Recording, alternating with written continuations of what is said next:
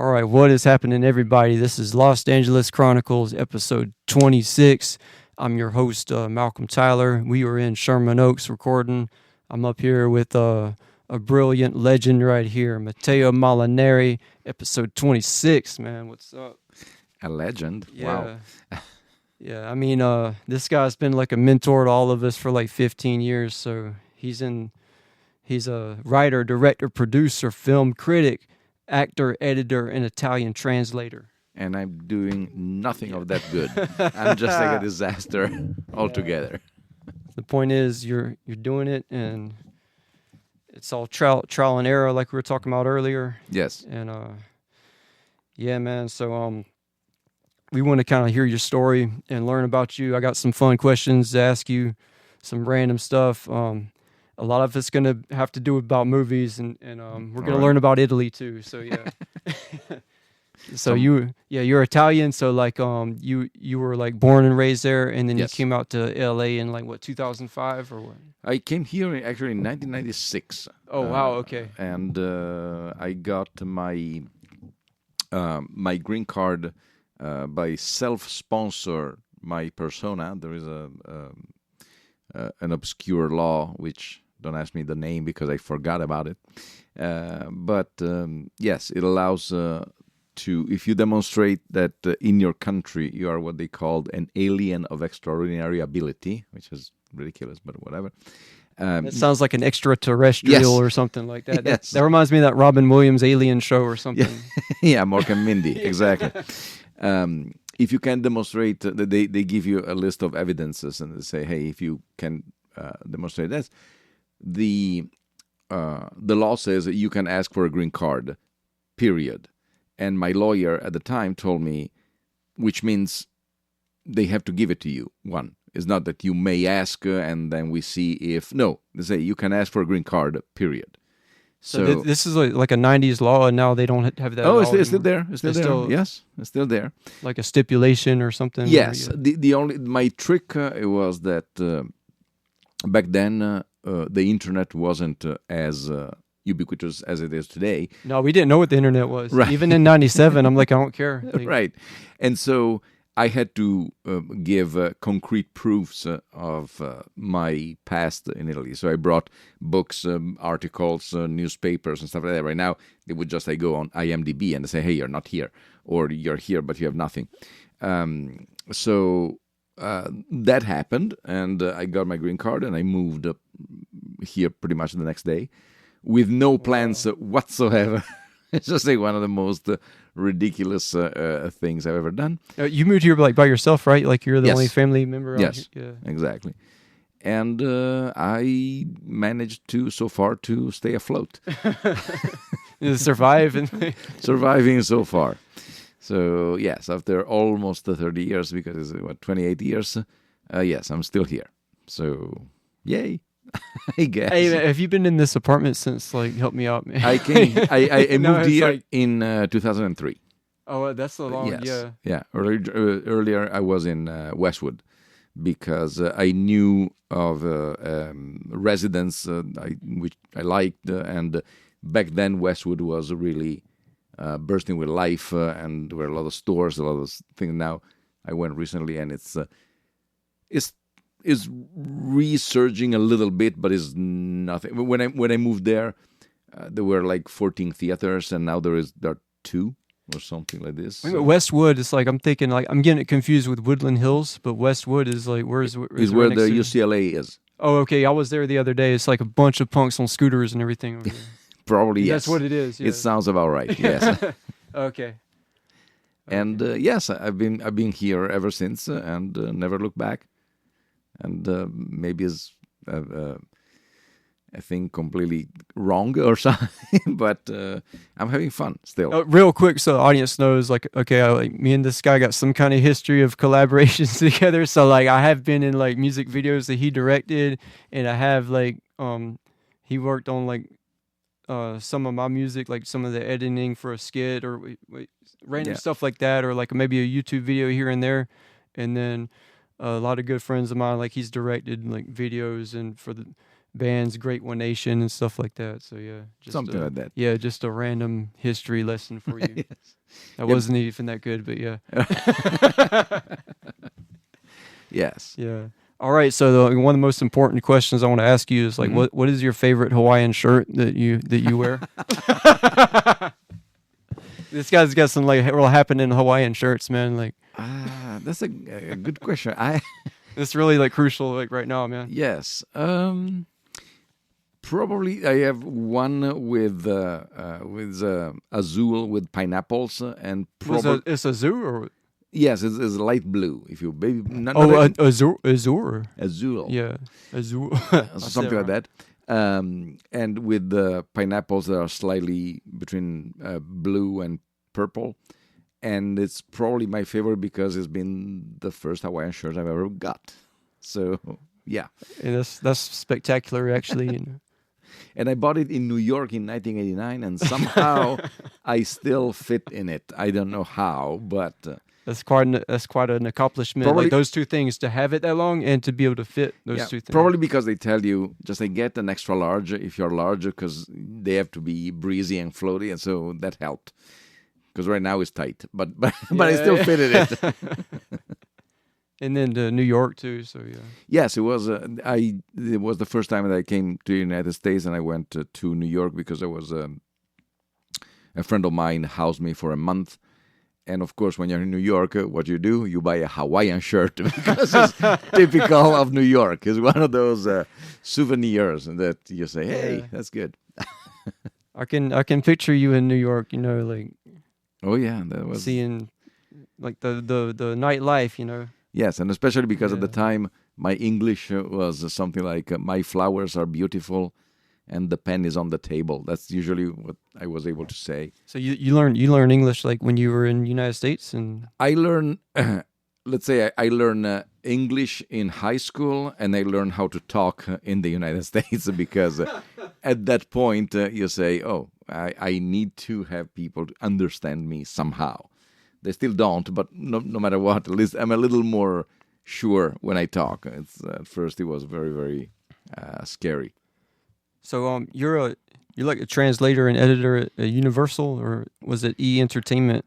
Yes, television too. I did work for E Entertainment when they had an Italian branch, which, as far as I know, is shut down a few years back, and they were making the E-News daily that they needed to be translated and dubbed, or translated and or dubbed, and so I would receive at 2 p.m. The scripts of the shows, and at 6 they were dubbing them. So in those 4 hours I had to translate there were between 5 and 7 mini pieces, and I don't know, about this actor or that movie or whatever stuff, and trying to make it understandable for the Italian audience, because many times they were making reference to things that in Italy are not absolutely known, or something like all the pop culture that is here. For one thing that they know what the hell you're talking exactly, yes. For one thing that they know, there are 9 things that they have absolutely no idea what is going on. So you're trying to just like, and the pressure was mild, but it was fun. What was the water cooler gossip like at that job? Did they have that going on, or is that more? I have absolutely no water cooler story because I was translating from here, so I rarely was. Work from home. Like... Yes. I was rarely in the studio. I was I went there. I remember one day for a very hectic Oscars broadcast where we were just doing a simulcast with the Italian audience, and on the fly we were just trying to give information to the speakers to just comment on this movie or that actor or that actress, the director and stuff. So it was that was a little hectic, but it was fun. But what's some like random thing about in the Italian movie that somebody wouldn't get here? Like why did they do that? You know what I mean? Like, first of all, in Italy they dubbed every single movie. Every movie is dubbed. You don't find a movie in English.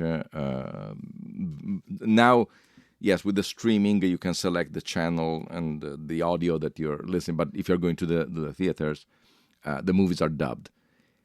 And so you have, there's a bunch of, and television the same. And there are objective problems. Like, for instance, the thing that comes to mind easily is The Simpsons.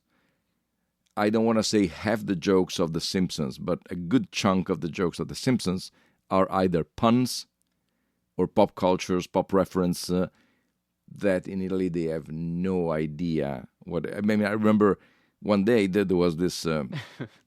They were visiting. I don't know if they were visiting Alcatraz or something, and they would say, "Oh, this is a jail." And Lisa says, "Well, it beats California Adventures." And in America, it makes sense. In Italy, they have no idea what Disney California Adventure is. So you have the choice. Yeah, you wouldn't get the joke. You would. Yeah, exactly. You don't know if you, because there is always the double choices. Either you translate it literally, and it falls flat, or you translate it with something that is recognizable in Italy, for instance. But then the Italian audience say, "Okay, they didn't say that." They know that. I mean, they're not stupid. They say, "Okay, clearly the Disney didn't make a reference to an Italian attraction or a theme park or something." So it's always a little complicated to go on. There's not enough time with every single joke to just go Google search what it means, right, and exactly. learning both languages, and like, oh, now I get it. Yes, exactly.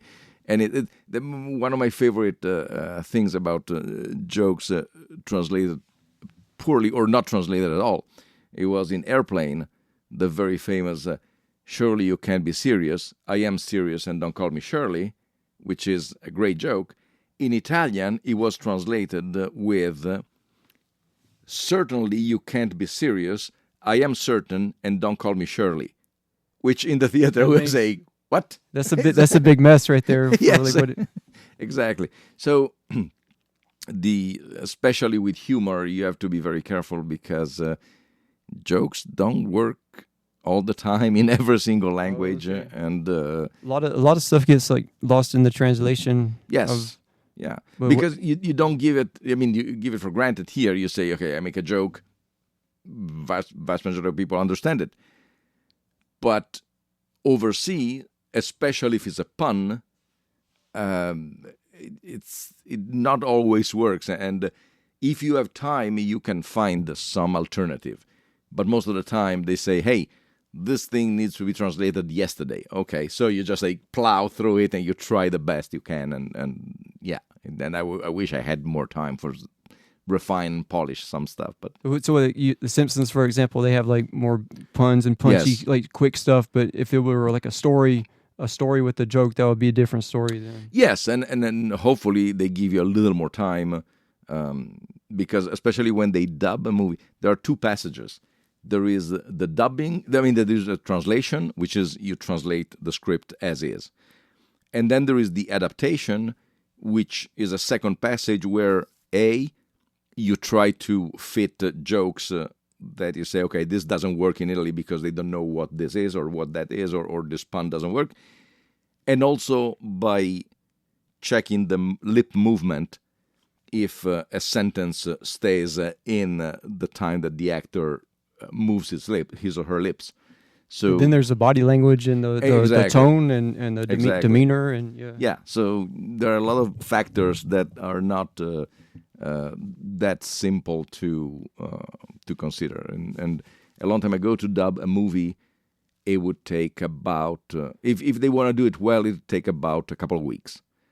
And sometimes right now, with all the streaming services, they're churning movies and TV shows and everything. They do episode in one day, and you can tell. You say, "Oh, they didn't even think about it. They just went through it." Yeah. Real quick, man, I know that this guy works a lot, so this episode was like 2 months in the making just to meet up with this guy, man. That's how brutal this is, but yeah. A little bit. Yeah. So does like art and music run in your family? Because I know your brother, he's a musician. Yes. I know you're into film and yeah. Yeah, he plays. I have two brothers. One is a musician, and the other one is a black sheep. He's an engineer. We are So very, he's like the real technical. yes, he's the one that we don't talk about him. It's Yeah. just like he's not on the artistic side. But What Stefan, about your dad or my dad liked to draw a little bit, but just like he never actually started to do it. So it was like he loved to read. He loved to. He was very, very handy in building. I don't know, a little piece of furniture, little bookshelves or something like this, but never to the extreme. He had an analytical mind. He loved. It's very weird to say, but he loved menial works. If you tell him, take those 20,000 loose sheets of paper and organize them in 75 piles, all with it, he would do it and he would love it. It just all through it. So he loved doing that. He was. You could probably be good at like a what's it called? Like a job where it's what's the word? He was a monk. He was a monk. You know, like, they're just like doing all those very elaborate things, like a monotonous kind of job. That's what I want to say. Yeah. He loved to bring order to chaos, from chaos. Okay, so that's good to be like to get organized. Yes, it's a very organization. What movie is that from? To get organized. Oh God, it's a famous movie. I'm sure it is. Oh my God! Right now, my brain is. I'm going to ask you about some cult movies. Oh God!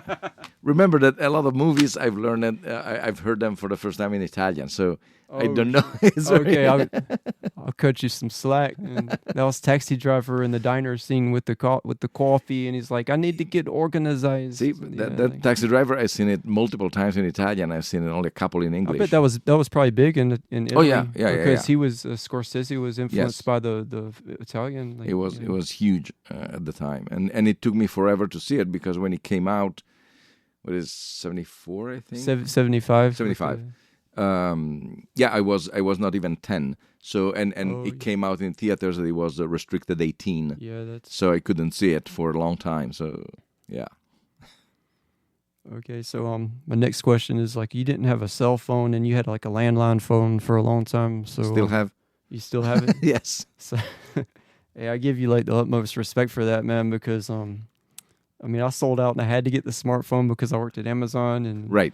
But so me and this guy were the only ones without cell phones. At one point we had a Thanksgiving. I was like, "Oh, you don't have one too? That's what's up." I have a very boring life, so I'm. Yeah, but how do you even survive? Like, very well, actually.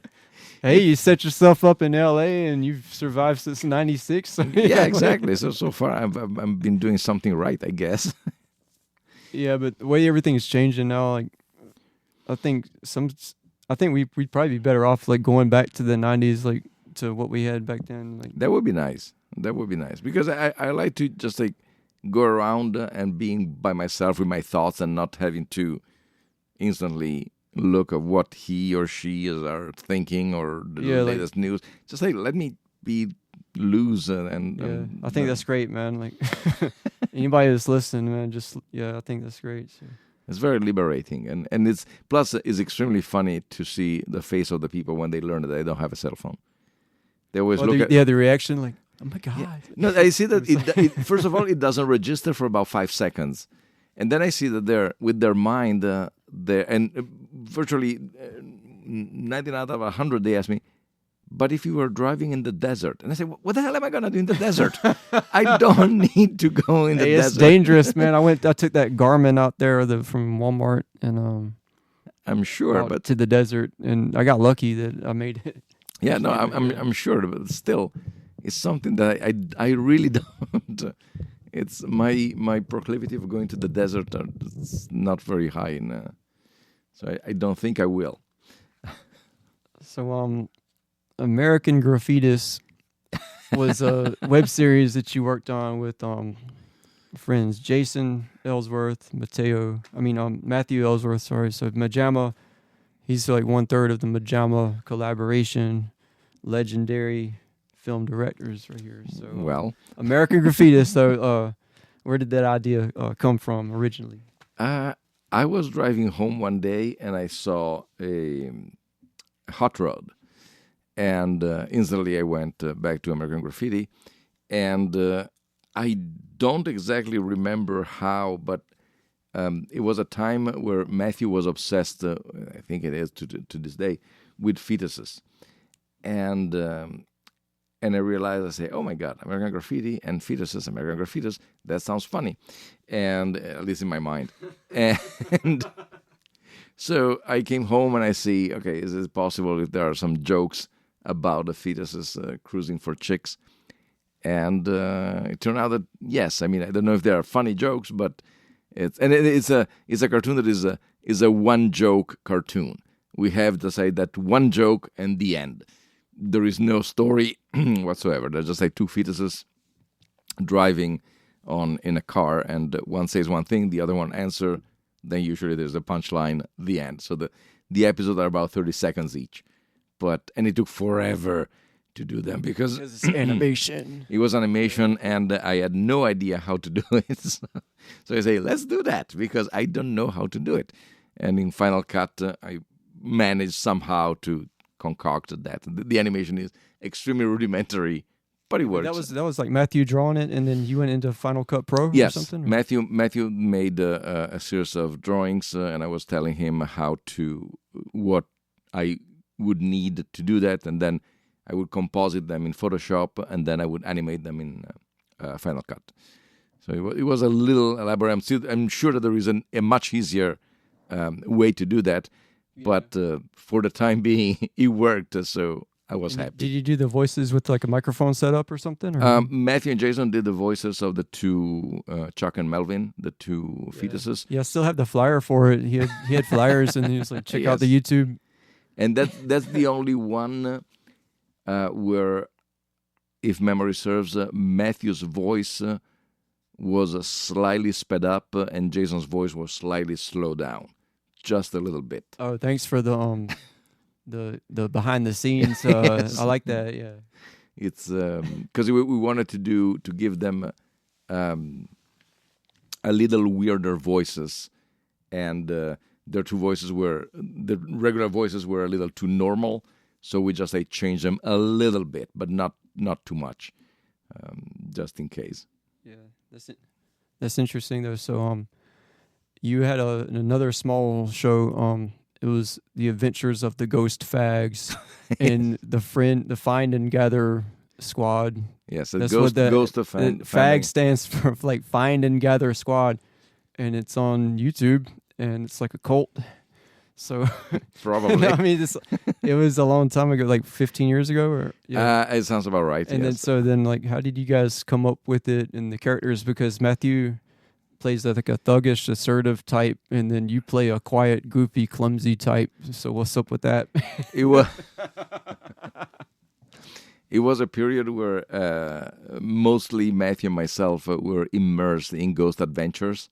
It just came out anyway. I mean, at the time there was an overdose of ghost shows, and Ghost Hunters, Ghost Adventures, and a bajillion of every single channel. Yeah. I like how you did your own take on it though. Like, yeah, even the Disney Channel had a ghost show, and so we're saying, okay, let's try to do something just to see if it's funny, and we shot the interiors in Matthew's and Jason's house when they were living in Hollywood. And about 3 months later, we shot the exterior here. In fact, if you check it, Matthew's hair is completely different. My hair is completely different. Yeah, it does. You filmed some of it here in that hallway, right? Too. Yeah, here outside from here, and finally I was able to cobble it up and try to make something like that. Who was the lady in the show? That was, if memory serves, it was at the time the lovely companion of Chris Tisa. Okay. And Chris was in it too, right? Or he was in. He has been. He worked with you guys. He was in the Bad CGI Sharks. And yes, he's been in Bad CGI Sharks, and we. There was he had an idea of making a movie in Florida, I believe, where his family has a sort of a small estate, and he wrote a script. Niceville. Yes, Is that it? exactly. And but I guess that nothing has happened with that, as most of the time nothing ever happens. But yes, it's always been very good. That's like mine too. Join the club of writing a screenplay Exactly. and thinking that you're Yeah. awesome, and then nothing happens. But at least you write a screenplay. That's Yeah, the best part. It's better than staying on the couch and say I should write a screenplay. At least you write it. My claim to fame with my screenplay is like Crispin Glover's dad like read the screenplay and talked shit about it. So Fantastic. I was Hey. like, hey, I can die tomorrow saying that. He's like, you know what? You need to kind of thin out this dialogue, and you need to read this book that George Lucas wrote. And I'm like, man, screw you. That had nothing to do with what. You never know. He could have been drunk and just like, Possibly. But at least you read it again. It's a big accomplishment. Yeah, It's, exactly. yeah. So yeah, thanks for telling me some of the inside story of the Ghost show. So okay, so what's going on with this woman in a barrel? I know you're a big fan of Annie Edson Taylor, known for surviving a trip over Niagara Falls Yes. in a barrel. She And was if you a don't know, then now you know. Yes, she was a teacher. And To survive in a barrel over Niagara, that's humanly possible. I mean, Yeah, Wow, apparently she wow. did. So that was impressive. One day when I I knew you were gonna love that. yes, when I was really active on Facebook. Right now, I'm much more. No, this guy posts every day of this woman, Yes, and like, for over a month, I posted the same photo of this woman with no explanation whatsoever, and I drove my friends crazy. I had even like Jessica says something. Oh my God, like, what is your problem? I was receiving the most bizarre private messages from people who are saying, "Is this about me?" No, that does look like you would be hacked and somebody like Yes, a prank or something. and instead it was just like I was saying, "Okay, let's see what happens if I pop." And I was searching for odd photos, strange photos from the past, and I saw this woman. Very proud near her barrel, but she has this very strange face. And I say, okay, that's it. That's gonna be the. She had this like majestic, stern kind of like proud Yes, kind yeah. of. I remember that picture. She was stocky, and I was, since I had it was the time when I would go on Facebook, and half the messages in the morning were somebody writing, "Good morning, Facebook," and that was it. And then sometimes they would like their own post, and I was like, "Really? Can't we do something a little?" You had to more? do your own thing, man. Yes. Let's put some Matteo like style into And this. so I right found here. that photo and I posted it every single day with no explanation whatsoever. And to this day, I have some friends who say that thing was very weird. I say, Maybe it yes. could kind of like stick in your brain like a psychological thing. You would see that every day and Yeah. then know you and then associate it with whatever. Possibly, whatever. It was funny because I never answer anybody the reason of that. It was just like it was really it's almost therapeutic to see what other people see in something like that, and they just like really people were saying, "Is it about me?" I say, That's kind of "How like the hell?" a director mentality too, because I mean, you want to see like the audience's reaction. But Yeah, it's a kind of like you're I don't want to say a provocation because it's very mild and it's that I don't think that it's offending anybody. It's just like an old photo. But it's fun to see psychologically what happens in the brain of somebody who sees that and say, "Wait a second, let me." okay. Find. Do you remember what I did? No, honestly, I drew a picture of Oh her. yes, you did that. Very true. Yes, you did the portrait. So one day I drew a picture, but it was in color, and it was like the dress was purple, and I kind of like did the wacky kind of color to it and posted it with no explanation. And then you got it, totally got it, and you're like, okay, that's cool. See, you never know. She died on my birthday too, April 29th. Oh wow. Okay. Happy birthday and Yeah, it's death. like a obituary birthday. So getting back to movies, there's this screwed up movie starring Joseph Gordon-Levitt about how he gets molested and traumatized and grows up to be a rebellious Mysterious skin. Yeah, that's the name of the movie. Yep. You passed the test of the movie. That was the question. So yeah. Oh, thank you. Yeah. So when we still had Blockbuster in I think Studio City on Laurel and Ventura by that Vons. And I would try to rent that movie, and the kid working there like freaked out. He's like, "Dude, you know that's a screwed up movie." He was like scared that I was about to watch it. I'm like, "It's a good movie though." But It's a wonderful movie. You have to be prepared for what you're like. Yes, it's not for everybody, and it's very intense, but it's a superb movie. And who did that? I forgot who. Greg Araki, I think. Yeah. And who's famous for making movies that are very, very, very weird and strange, but it's always interesting. And I was. Hearing an interview about him that he said it was the most complicated thing about that movie is depict is not this extreme with the kids, but say depict what could happen to child molestation without actually either scaring the child actor or putting him in a situation that it would be problematic or even illegal. So he said they adopted a bunch of trickery where the kid and the actor who was playing the child molested, and in the movie you never see a child molestation. You see only the it's like what's intended to. Yes, you see a kind of like an allegory of that, but still. And so they were saying we're just like doing things in a completely different way. It's kind of like what Kubrick did with Danny Lloyd in Shining, that eventually Danny Lloyd said, I had no idea we were shooting a horror movie. Oh, yeah, I forgot about that. And he was just like shooting the scenes in a way that he had no idea, just not to traumatize him or to... I think he traumatized everybody else in that yes, movie. probably. Like that Shelley Duvall. Like Shelley Duvall, sadly, he tortured her. Yes, so I hear. Yeah. So. He couldn't take it on the kids, so he was just like finding a surrogate. Yeah. But yes, so, the director Greg Araki. Yes. So he said there's a certain way to do that, and yes, and Levette, he was probably 18 or something though, right? Like probably was a little older than that, but he's fantastic in that movie. He is superb. Everybody is. It's a very, again, not for everybody. It's not everybody's cup of tea, but it's extremely well done movie. Yeah. Lately I avoid watching stuff like that, but trigger or make you have a bad day the next day. Absolutely. Yes. I mean, like last time I watched, he's in the film Manic from 2001, and it's about he goes to a mental institution. He befriends this bipolar kid, and who else is in that? It's an extreme kind of. Yeah. But I told Conrad about it. He liked it too. So yeah. You need to be in the right state of mind to watch those movies, and completely agree.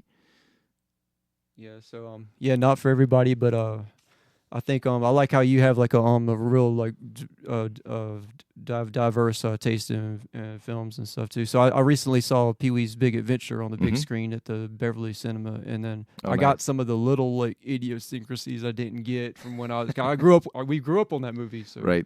I told you like I saw like Indiana Jones and the Temple of Doom 50 times when I was a kid, and then I got made fun of and I beat up like 5 kids one day. So it can have like mental kind of.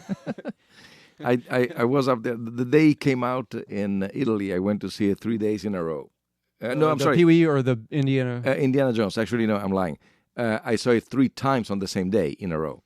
Same day. Yes. Did you stay in the theater and they were like, yes, because they didn't kick you out or like? No, because there is this thing that again the difference in culture. They never clean Italian theaters in between shows. They clean it only in the morning sometimes, and in the evening, that's it. So you could actually get 1 ticket, stay there throughout. That's how the New York theaters were too, right? Like probably. Raiders of the Lost Ark, I saw it 5 times in a row that day. I entered at 2 and I left at midnight and a half. So why did you do that? Did you get it like more each time? Like, oh yes. Yeah, now I get it. I get this. And the first time I watched the movie, the second times I rewatch it, trying to kind of like knowing what is going on, and saying, "Oh, I want to be concentrated," especially if there are sequences that they're very elaborate or complicated. And usually, the other 3 times, I listen to the audience, and I want to learn what what clicks with them, and it usually is always different as the evening progresses. The kind of audience you get and the reaction. I'm also sick. I'm also sick in the head. So no, I might do that because they play it at the Beverly Cinema. They'll play it again and the next day, and then they do that. So yeah, it's interesting. It was an exercise in and is the second movie I've ever seen, at least in Italy, where a gag triggers an applause. And it happened all the time. The famous sword man who does the whole thing, and then Indiana Jones shoots at him instead, and then fighting him. Every single time, there was a spontaneous applause at the end of the gag. And I was saying, "Oh, that's a cultural kind of thing, then, right?" I don't know. I guess that it was just like such a way to probably discharge, because you're coming from a huge fight before that, and then you see that, and you say, "Oh my God, it's getting even bigger," and then he concludes just by shooting it, and so probably all the excitement has to go somewhere. I don't know. I saw the Temple of Doom, and then they clapped when when Short Round enters his screen debut. Everybody's like, "Yeah, we love him." Okay, well, now yes, that's one, of course. And then everybody clapped during the part where after that intense cave scene with the icicle-looking things are coming out, we are going to die. And after all that intense scene, everyone's like, okay, now I can breathe, because that's intense to watch with an audience in the big screen. And it's fun. Yeah. So what film by Paul Schrader is about a Midwestern daughter that comes to L.A. to do porn, and then the father follows her to L.A. to save her from her. Is it hardcore? Yes, sir. Okay. Yeah, you got it, man. That's a good one too. That was like a late 70s. Yes, there was George C. Scott, I believe. And who else? George C. Scott. He has a was he the dad? Yes, he has a masterful sequence where when he realizes that his daughter is doing what he is afraid that she's doing. Yeah, and it's that scene is. I think every daddy can relate to that, and the daughter comes. Yes. Yes, and it's. I'll know from kind of experience. I got a family member that kind of went into the. Really. Well, in Italy, there was in a small town geographically above mine, one young lady did a porno. And they put it into the local theater, and the whole town went to see it. Kids, whatever. Wait a minute, the kids. Yeah, they were just rooting for her. Because she was doing her own thing, like a more of an artistic thing. No, it was just like a straight porno, hardcore porno. But everybody wanted to see her. Okay, so it was more of like American thing, like I got to see it. More of like something like that. It was just like everybody was just rooting for her, and she was the town's hero. Because actually, heroine, rather. I haven't seen a lot of the Italian porn, to be honest with you. I got into the Russian porn. Oh. Because they were like, I mean, I know that's a totally different world over there too, but yeah. It's every country has a different definition and realization of porn. So it's weird. And then sometimes you learn a lot from watching. Yes. Actually, so do you have speaking of movies though, do you like select the films? This is going off subject. So this guy's a film critic with MaJaMa Jams. So and that's about like three guys sitting on the couch watching a movie and then talk about it's a film critic show on YouTube. So. Critic is a big word, but I like to say that. So it's a discussion about movies, a discussion among three friends. It's funny though, when I was still on Facebook, and then I posted it was me and Jason hanging out and eating gummy worms, and I said a film critic came over to watch. A film critic came over to watch Encino Man, and then I got to listen to what he thought of the movie, and we both ate gummy worms, and it was like, hey, you can't go wrong with that, man. Absolutely, yes. Encino Man, by the way, has two Oscar winners in that movie: Brendan Fraser and Ke Huy Quan. What? Short Round is in Encino Man. He's it? Yes, and wow, Brendan Fraser came full circle in that conversation.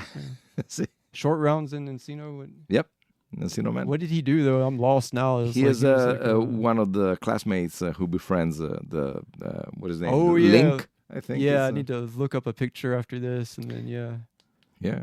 Link, and then I thought you were going to say something about Pauly Shore because he was more like well known. But Yes. I remember. Have you seen School Ties? That was good.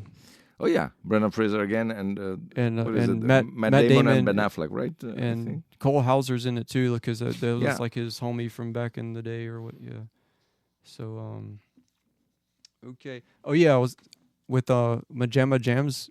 How do you select the movies, the films that you're gonna watch? Is there a process or like a beat down? Like, no, we need to do this. Is it like, what's that like? Mostly, it's just like, oh, we should do. Sometimes I look at my collection and I say, "Ooh, I have this horrendous movie we should watch," and so I pitch it to the guys, and sometimes it sticks, sometimes it doesn't.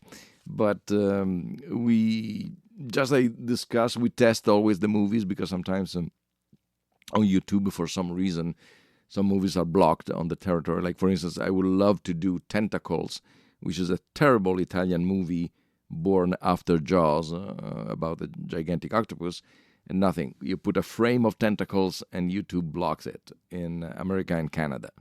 So far, nothing. It's not possible. Was it inspired by Jaws or kind of like? It's a ripoff. It was the time because Jaws, when people saw that Jaws made money, they say, okay, let's try to do movies. So they start to look at all the creatures in the ocean or in the water, because they did piranha, they did barracuda, they did tentacles, they did the orca. Everything was just like going crazy, and then they start to move. Oh, let's do grizzly, which is Jaws with claws. That was how it was marketed. Let's make a movie called Water. Yes, eventually. Yes. This one's called Sea. Yes, and yes, and Bacteria, the thriller.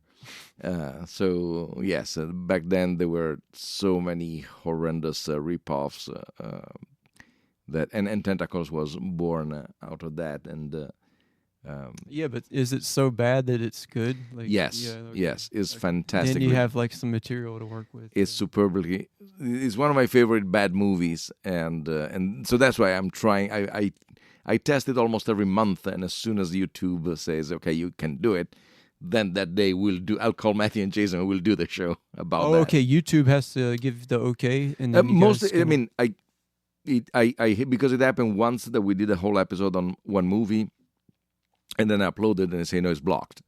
Oh yeah, because they tried to kick me off of YouTube because I was on the Jay Leno show, and then like there you go. The NBC owned that clip. Exactly. Yeah.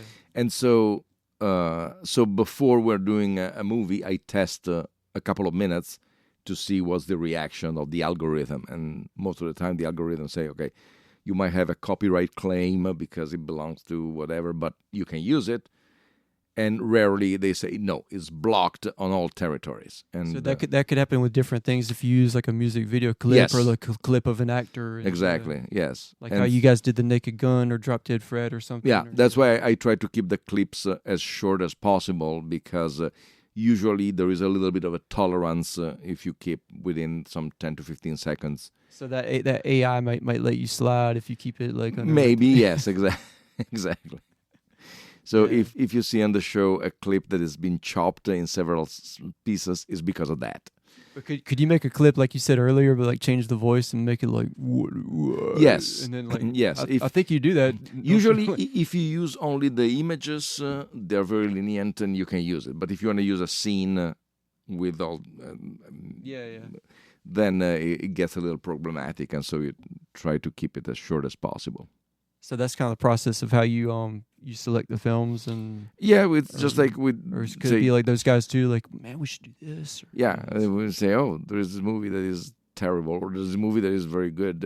Let's start." I know one of the movies that we want to do is, I think it's called Blackbird. Blackbird. I think so. It's a movie that is not. Available, sadly, here, but I found it thanks to a friend in Europe, and it's been produced, directed, and starred by Michael Flatley, the Lord of the Dance, who poured $3 million of his own money in this movie, which is one of the biggest vanity projects ever, and it's terrible. It's absolutely terrible. So is he kind of known for that? Like, Yep. So yes, so that will appear in our show sooner or later. So Hopefully you got some like nice things to say about it too. we'll see. We have to watch it completely. I saw only half an hour of it, and it took me about half an hour to stop laughing. But yes, it seems a very nice drama. I think I was telling someone like one of my friends didn't know I was really into movies, and I said the two worst movies I've ever seen in my life were The Mill and the Cross and Gary G.E.R.R. by Gus Van Sant. Oh Gary. yes. And you said you've seen that, right? Yeah, Casey Affleck and Matt Damon walking in the desert. Yeah, I can't even get like my hour of my life back. I didn't finish it. I got to like 25 minutes, and then yeah, it's just like it's one of those things. They say, okay. No, like actually, I didn't know anything about it, and I just rented it when they still had Hollywood Video. Okay. And so I didn't know it was supposed to be like bad or whatever. I don't know what he was trying to do. The son of a bitch. Like I thought it was gonna be like Good Will Hunting. Like let's do the family thing with the Boston whatever, and then it was. I still don't know what it meant. Yeah, like it was very, very, very strange, and it still is. But yeah. But sometimes stuff like that inspires me to like do my own thing. Like I think before I had my podcast, I heard two horrible podcasts, and I'm like, well, hell with these guys, man. I can do this. It was some kid. He was just playing beats and stuff. He's like, hey, you guys, this is my podcast, and it was. Yeah, it's the equivalent of a jazz player who's improvising something before the concert. Yeah. And you see that movie and say, all right, I don't know what you mean by two guys walking to I think that the first line spoken in the movie is about 20 minutes in or something like that. And it's just like these two guys walking and then the end. Yeah, and then win the best screenplay, like an adaptation award for that. I'm sure. Okay, so what are a few like underrated Italian and French films or like foreign? Because I used to email you like, what's a good Italian movie? Yes. I remember that. And then I would get like random French films from the library and be like, hey, I watched this. Yeah, I remember that, yes. It's, Italian movies, granted, there were a lot of good movies in the 60s and the 70s. I think they were like way ahead of their time, like even back then. I mean, yeah, probably yes. And unfortunately, then it stopped. They just like it looked like the creativity stopped over there, and they start to produce garbage. You mean after like they got Jean-Luc? He's French though. Jean-Luc Godard. Jean-Luc Godard, yes, is French. And so after his era too, like after the 60s.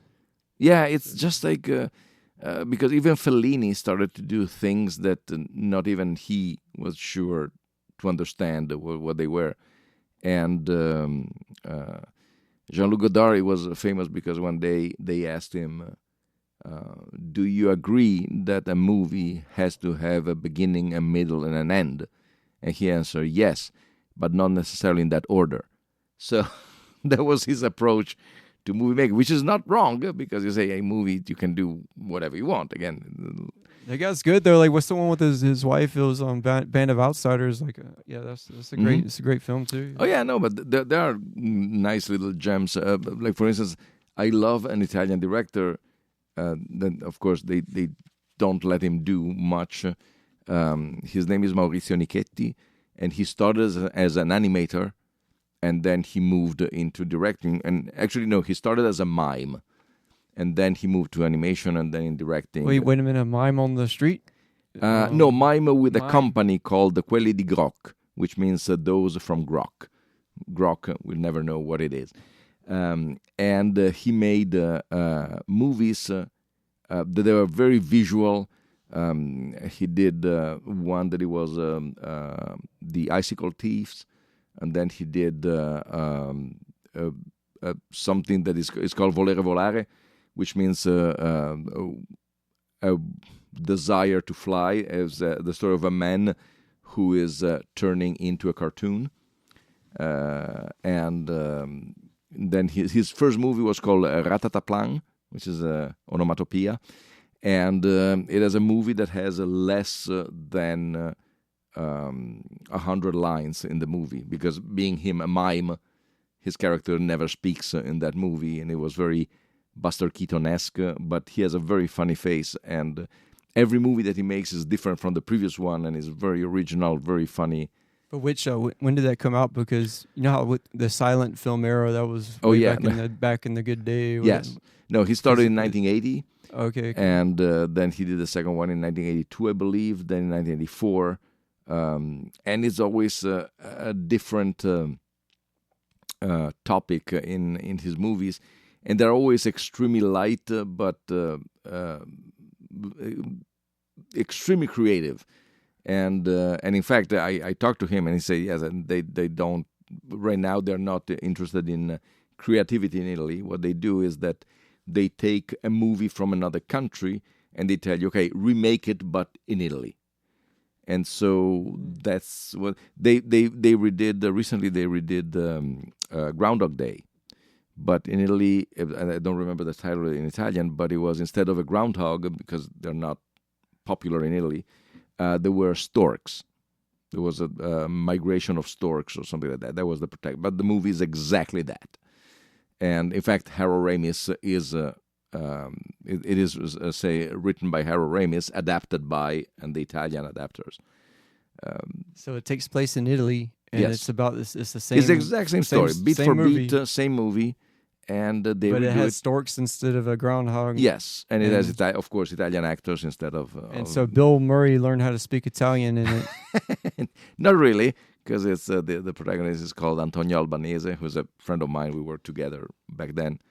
Have you talked to him, like, hey, what's up with this? Yeah, he say, hey, it's money. I say, okay, I can't dispute that. Okay, but I mean, I don't like how you mentioned about the creativity. I think that you should keep the creativity going. Yeah, and instead right now it's just like that. They take a property, a pre-existing property. It's kind of like the TV format. They buy, I don't know, America's Got Talent or whatever, and they redo the Italian version. There is not a spark of creativity. And they say, because this is a surefire thing. We know that it made money. And I said, really?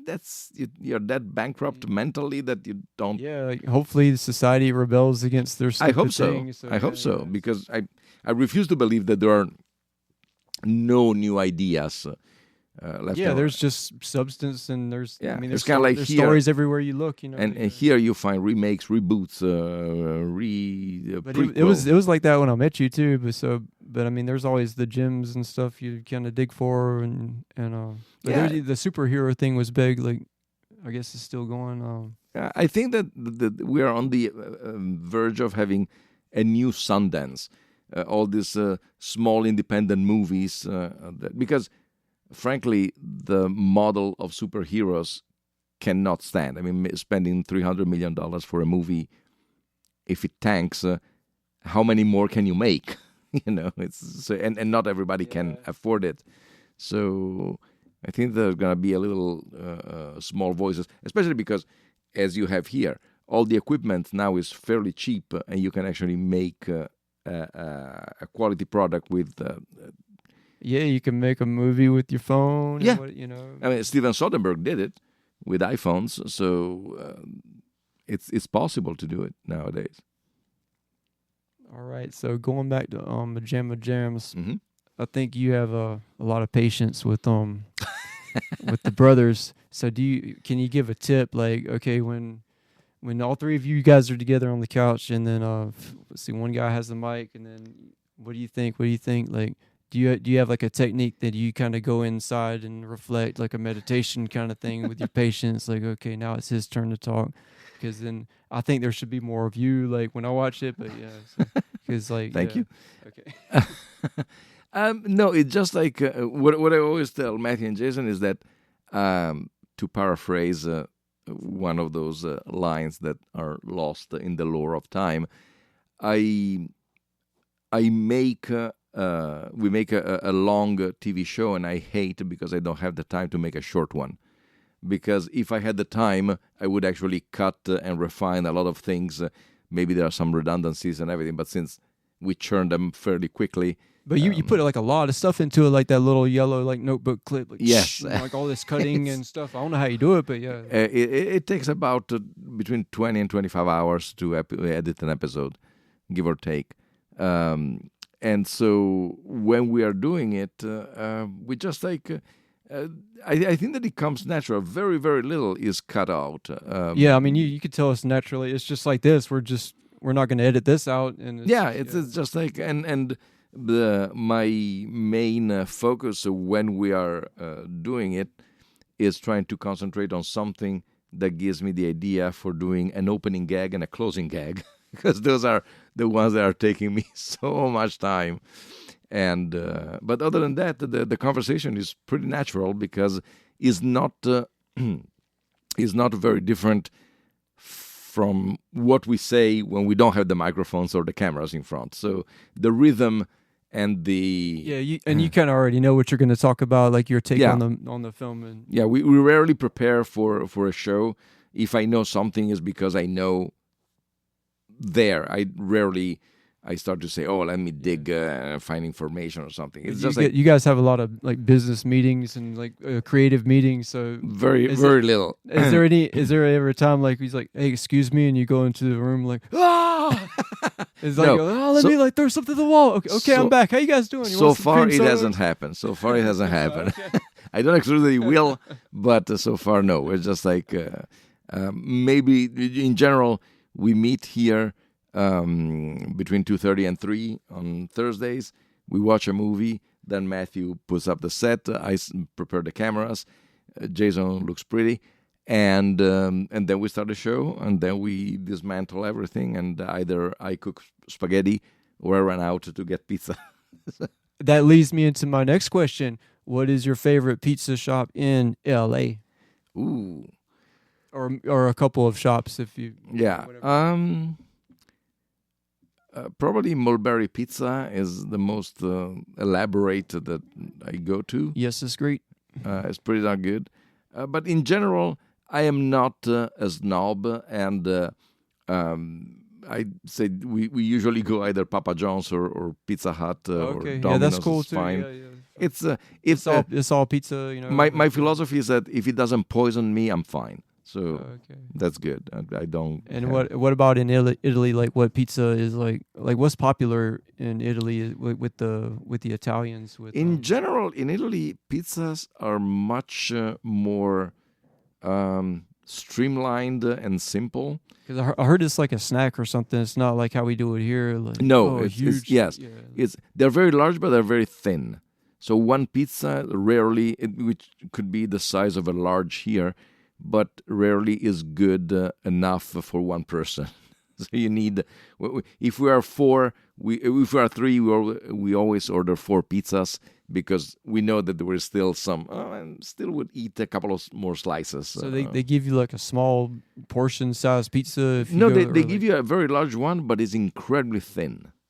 Okay, so you could eat like a large pizza and be like, I want more. Like, yes. if you're hungry, like it's so thin that you cannot hold a slice up, because it's just like a piece of paper. So it's different from New York too, like that foldable dough, it's dough and everything. Completely different. It's a different style, and in general, usually they go with tomato sauce, mozzarella, and a little bit of basil. That's usually the most sold pizza in Italy. So what do they think about Americans putting like pineapple on it and all this wacky kind of like Hawaiian like? A lot of people think that is crazy. Then they try. They say, okay, it's a different thing, because also the dough is different and the whole thing. So they don't. I mean, again, unless they are incredibly snob. They say, okay, it's edible, it's fun, it's a different thing from what I'm used to, so I don't mind. In Italy, rarely you find chicken on pizza or something like that. It's more traditional ingredients. Yeah, I mean, I got like my favorite pizza shops too, but I mean, like you said, I go to Papa John's if I'm hungry or something. It's fine. It's but in New York, it was nice though. Yeah, I'm sure that there are great pizzas. And I didn't even go to like the best ones, but I went to I went to Joe's Pizza Shop, and it was like, man, it was good. So yeah. Okay, so there's a gangster film directed by Matteo Goron. Did I say his name right? And it's like more of a street level gangster film from 2008. What is the name of this film? What is it, Gomorrah? Yes, sir. Okay. This guy's killing all my questions, man. Yeah, nice. No, that was. I recommend that film. Actually, I do a recommendation every episode, and that's gonna be like my shout out to this one, like Gomorrah by Matteo Garrone. Yes, it was. They made also a TV show, a TV series about it. It's kind of like the Sopranos. They did the show, Kind of like that. And one day they asked me, "Can you translate this behind the scenes from that movie?" And they asked you to work on the just on they had some clips from that they shot on behind the scenes, and they were all disjointed. But they say, "Can you translate to whatever you understand?" Nice. And I turn them back and I say, "I don't understand a single thing," because it was shot in the southern part of Italy, where the dialect that they use is a completely different language. You really need, is not that you say, "Oh, is Italian with an accent." No, is a totally different language, and I couldn't make anything.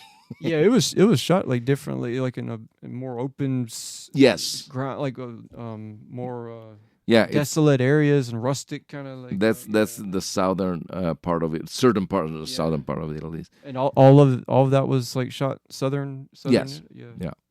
And so, and it was really challenging also for in fact in Italy it came out with subtitles, because the dialect is so thick that if you're not from that region, you don't understand it. So it's very weird, but at least that worked. Yeah, when I was in Burbank, I had some beatniks come over and they didn't know what it was, and they were like, "Oh yeah, bro, it looks like really engaging, bro." we were about to have an Om chanting, and I was like, "Man, this movie, I forgot like how I heard about it or something." I got it from the Pasadena, some film store or something, and then I think I was looking around and maybe it was recommended to me. But yeah, I think that Criterion did also a DVD, a special DVD on that. I think I have it. I was yeah, it's Criterion DVD, and it's impressive. It had the special features, but I didn't know that they asked you to work on it. So that's pretty cool, man. Yeah, it's fun. Yeah. So you, the character Bernardo in your film Bad CGI Sharks is this really interesting character. So I think it might take Hollywood like a couple of decades to figure that out, and I think that character might be like imitated and copied and remade and everything too. So would you like to say anything to the audience, like, "I am Bernardo," and then like, I mean, now I'm gonna give you the microphone. Sure. Well, there was it was concocted from the idea of Matthew, because we wrote 3 scripts of 3 full scripts for Bad CGI Sharks. They are completely different, and the first 2 were too much wink wink, like we're making a bad movie, ha ha ha. And so one day Matthew up and left for a while, and he came with a structure. And he had this character of Bernardo, and okay. And I was telling him, "You are giving me way too much. You're too much confident in my ability of doing that." I said, "Don't worry about it." And so we did it. We shot everything. Virtually almost every Bernardo's shot is from here, because this one was Bernardo's underground lair. Because we tried to find a place that could be his lair, and eventually say, "Okay, let's do it here. It's fine." So, but yes, it was a lot of fun, and making the whole movie was a lot of fun. A very learning experience. Yeah, I've been promoting your movie. I've been telling people, some of my friends made a movie about them getting chased by sharks around Burbank, and they're like, "Okay, well, let's check it out." Okay, that sounds interesting. Yeah. Apparently, in Japan, it went big, and we don't know exactly how, but it was a huge honor, and we had fun in doing it. We were just like all happy, and that was it. It was also to me, like, that was the Bernardo character was my favorite. That kind of saved me, like, from not like throwing the thing across the room. It's like it was a weird. I'm sorry, man. No, it was a weird thing. But we were so tired of watching movies, and we were mostly tired to write movies and then nothing was happening. No, it had like a lot of original elements to And it, you know. so we decided, okay, let's write something that we can actually make, at least to see if there is something there. And apparently there was, because we won an award in London, England, for a comedy festival, which is to make British people laugh. It's absurd. I mean, you won the award Yes. in Yes, London. the Little Laugh Festival in 2020. And there is the video of they did the award show was done remotely during the pandemic, and the guy who's reading and the winner for the best comedy is, he opens the envelope and say, "Wait, Bad CGI Sharks? All right." So he didn't believe it. What was your reaction to him? Like, you son of a bitch? Or- I know they say, "All right, fine." It's just like, it was a lot of fun, actually. And No, so I didn't hear about that. So how did you accept the award if you're they here? they mail it to us. Okay. They mail it. It's over there.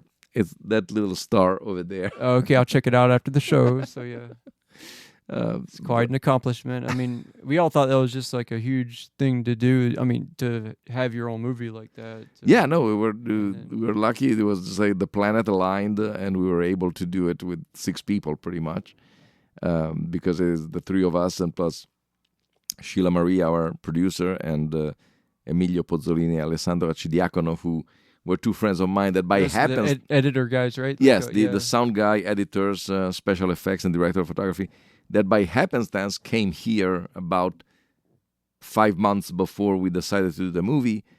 And I asked them, "What are you doing, guys?" And I say, "Well, we have this company where we're making videos, and we're trying to look for a project to do in America to showcase what we can do." I say, "Oh, we have a project." It's all timing, man. So, Yes, that was just like, I think that was your time right there. timing So- is everything. Okay, so that's gonna lead me to my final question. And hey, right. man, I appreciate your time. And Oh, anytime. and this has really been a great episode. Just so you know. Yeah. Thank you. Ooh. So what movie would MaJaMa make if time and money weren't an issue, and it was like from the heart, and if you could have any type of film, like independent or whatever, like that all 3 of you guys could agree on, like what would that kind of project be? That's a good. I mean, it's just you. I'm asking. You have to Right. get- Yeah. But like a dream kind of thing, like you could have any like your hero in it, or any inspiration to you. And if you could have like, would it be like a weird black and white kind of thing, or would it be like a more of a wacky, adventurous? It would definitely be wacky, that Yeah. for sure. But it would be something. Definitely, it would be something. I don't think is gonna be ever something reality based in general, because I personally think that if you have a media like movie, you have to show something that you can't see in real life. Not that I don't like dramas, like you mentioned Taxi Driver earlier, or other movies. I like them, but in general, if I have to choose a movie, I'm always oriented to something that is say, okay, this is something that it can't really happen. Yeah, like it's like larger than like. Yeah, Yeah. exactly. So Or something. special effects too. That's big. That's Yeah, a big probably. element to it. Yeah. And probably I would say something that has at the core friendship, no matter what, and maybe a little bit of life after death in general, because that's also something that I'm always both interested, and I think that is a little bit of optimism, saying that it's just like life doesn't end with death. There is something maybe after that I don't know what is gonna be, and You have like some of those common themes in your films, and then later on, like find. I don't know if you guys have your own formula and your own style, but you know how when you keep on making films and you find your own. yeah. Just like if you're in a band and you find your own Yes, sound. the groove, and you go with that. Yes, usually we have always the because we are basically, because we are friends to the core, and so that spills onto the page or whatever we write. There is always this kind of like if we're writing something for us, the friendship element is always a huge part of it. And if you're writing something for somebody else, not that it has happened, but when we were writing movies like this, there was always something still definitely wacky and definitely humor, because our brain is wired that way. We cannot be serious in any circumstances. So there's always that. But I think that we all agree of doing something that cannot happen in real life in general. So that would be it, probably. All right, sounds great, man. So this is a conclusion of Los Angeles Chronicles. You heard Matteo Molinari. You heard some of his story coming from Italy and LA, and a lot of material to cover. And I don't know about you, but I really enjoyed it. So thanks for Likewise. listening to this episode, and thank you, everyone. Thank you.